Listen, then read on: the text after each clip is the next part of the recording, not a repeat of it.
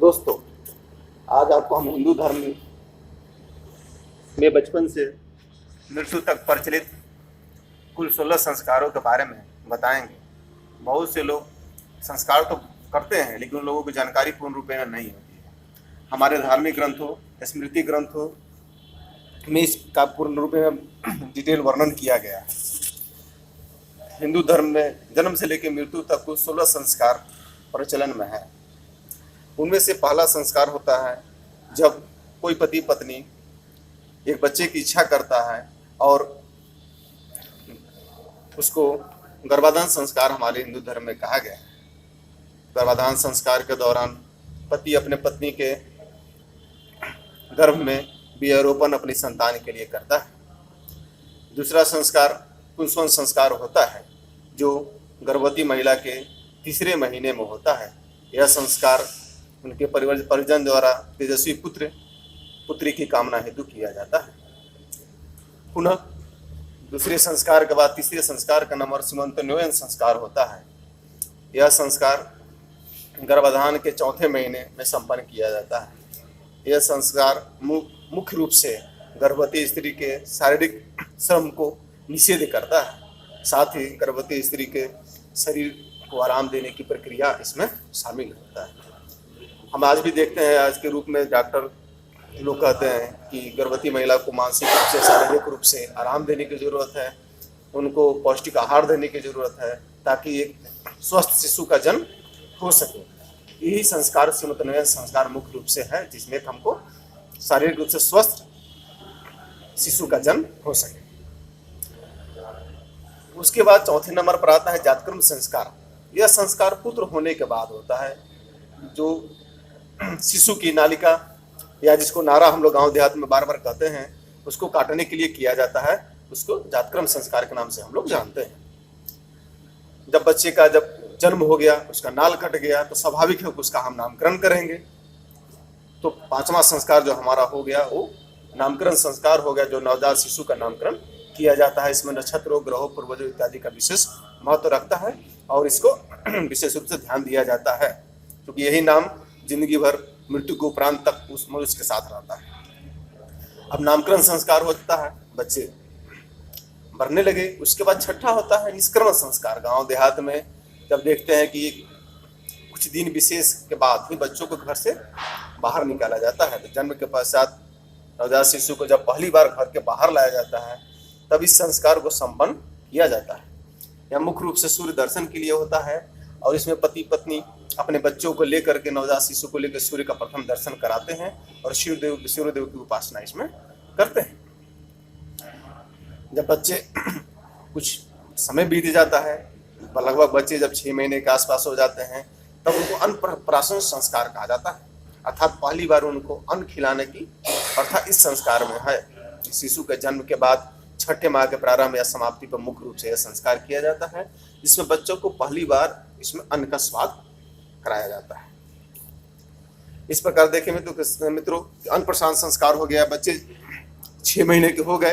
अब देखिए बच्चों में हमारे यहाँ प्रचलन में है कि हम लोग मुंडन करवाते हैं बच्चों को। एक निश्चित अवधि पर हम लोग मुंडन करते हैं, जिसको हम लोग गाँव देहातों में मुंडन संस्कार कहते हैं।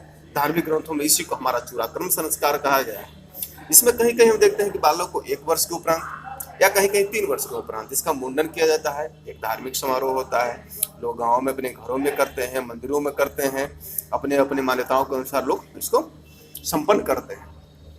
अब जब बच्चा 6 महीना का हो गया, बच्चा मुंडन संस्कार हो गया, 1 साल या 3 साल बाद उपरांत अब एक कर्णभेदन संस्कार होता है। यह मुख्य रूप से लड़कियों में ज़्यादातर किया जाता है। जो कान वगैरह छेदने का जो प्रथा है हमारे यहाँ है, कान नाक छेदने का, मुख्य रूप से लड़कियों में प्रचलित संस्कार है, जो कर्णभेदन संस्कार के नाम से जाना जाता है। अब जब बच्चे बड़े होने लगे तो उनको पढ़ाई लिखाई भी जरूरी है। एक विद्यारंभ संस्कार हमारे संस्कारों में से आता है। यह मुख्य रूप से आपको जब बच्चे 5 साल की अवधि पूर्ण कर लेते हैं तो यह संस्कार संपन्न कराया जाता है। आज हम देखते हैं कि लोग तीसरे चौथे साल से ही बच्चों को कागज कलम पकड़ाने लगते हैं, लेकिन पहले सनातनी धर्म में ऐसा नहीं होता था। बच्चे जब 5 साल पूर्ण कर लेते थे तो पहली बार उनको कलम कागज जो सरकंडा उस समय प्रचलन में था उसको छुआया जाता था, ताकि आप विद्यारंभ यहाँ से करिए। अब देखिए एक और संस्कार हम लोगों में है जो उपनयन संस्कार कहते हैं।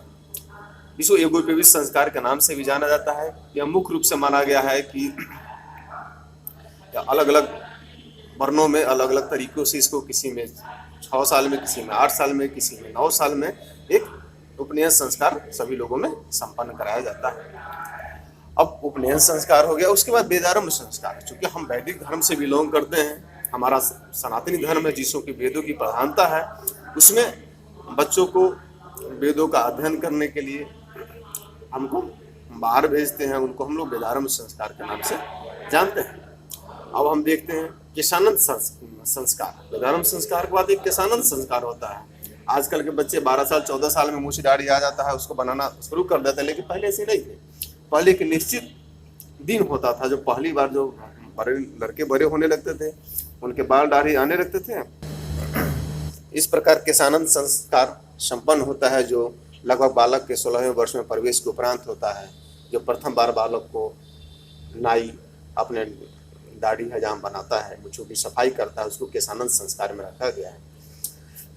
14 नंबर में संस्कार होते हैं समावर्तन संस्कार। जब बच्चे गुरुकुल से शिक्षा प्राप्त करके घर लौटते थे, तब उनके लिए एक समावर्तन संस्कार किया जाता था। आज के युग में स्कूली प्रथा है, क्योंकि पहले हमारे यहाँ गुरुकुल प्रथा थी। गुरुकुल में जाते थे बच्चे पढ़ने के लिए, कंप्लीट गुरुकुल में ही रहते थे, शिक्षा समाप्त होने के बाद ही घर लौटते थे। उसी समय समावर्तन संस्कार किया जाता था। जब बच्चे शिक्षा प्राप्त कर गए तो स्वाभाविक है अब ये गृहस्थ आश्रम में प्रवेश करेंगे। तो गृहस्थ आश्रम में प्रवेश करने के लिए सबसे पहले विवाह संस्कार किया जाता था। यह विवाह संस्कार ब्रह्मचर्य आश्रम की समाप्ति एवं गृहस्थ आश्रम में प्रवेश के लिए किया जाता था। और अंतिम संस्कार होता है मनुष्य की जिंदगी में, जो अंत्येष्टि संस्कार करते हैं। वह कोई प्रत्येक मनुष्य का कोई दूसरा मनुष्य उसके परिजन करते हैं, जो मृत्यु उपरांत किया जाता है, जो हमारे आत्मा की शांति एवं मोक्ष दिलाने के लिए किया जाता है, वह अंत्येष्टि संस्कार माना गया है मित्रों। इस प्रकार 16 संस्कार हमारे हिंदू धर्म में प्रचलित। इस प्रकार मित्रों हमने आपको हिंदू धर्म में प्रचलित 16 संस्कार के बारे में बताया। हमारा दायित्व बनता है, आपका दायित्व बनता है कि अपने जो धार्मिक ग्रंथ हैं, हमारे जो प्रचलित रीति रिवाज हैं, उसके अनुसार अपने बच्चों को जानकारी दें, उनका पालन कराएं, ताकि धर्म के प्रति हमारा लोगों को जागरूकता फैले, हमारे संस्कारों को बढ़ावा मिले। आजकल हम देख रहे हैं कि आधुनिक के चकाचौंध में हम लोग धार्मिक संस्कारों से दूर होते जा रहे हैं। माना कि जरूरी है, आधुनिकता जरूरी है, सब चीज़ जरूरी है, लेकिन अपनी मान्यताओं को जीवंत रखना भी हमारा कर्तव्य बनता है। तो आपको हमने जानकारी दी और साथ साथ भविष्य में आपको दूसरे प्रकार की जानकारी आपको हम देंगे। इसी के साथ हम अपना इसका समाप्त करते हैं आज का। जय जय भारत।